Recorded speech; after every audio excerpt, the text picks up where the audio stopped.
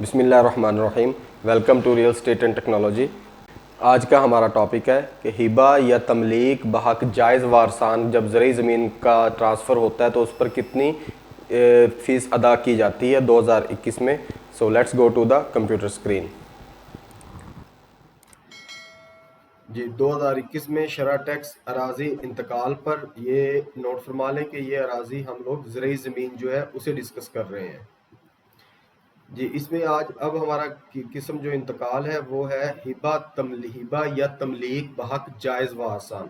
जायज़ व आसान मैंने आपको पहले भी बताया था अपनी वीडियो में कि वो लोग जो आपके माँ बाप हैं, आपके बीवी बच्चे हैं, वो आपके जायज़ वारसान में आते हैं। बहन भाई या दूसरे रिश्तेदार इस चीज़ में नहीं आते हैं कि जायज़ वारसान में।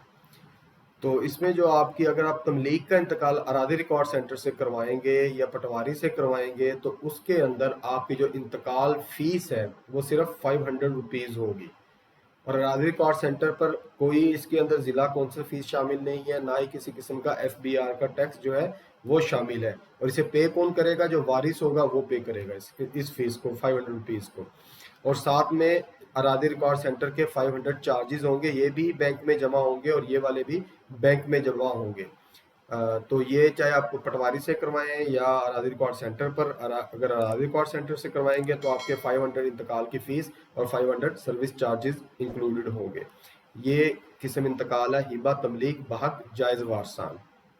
जी उम्मीद करता हूँ कि आपको आज का टॉपिक इंशाल्लाह ज़रूर समझ में आया होगा। और अगर ये आपको वीडियो पसंद आई है तो चैनल को सब्सक्राइब कीजिए और लाइक कीजिए।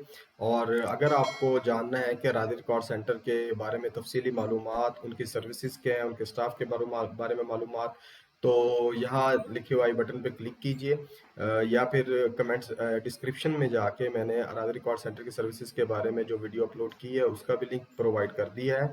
और साथ में पेलरा की वेबसाइट जिससे आपने ऑनलाइन अपॉइंटमेंट हासिल करनी है उसका लिंक भी डिस्क्रिप्शन में मैंने पेस्ट कर दिया है। तब तक के लिए अल्लाह हाफिज़।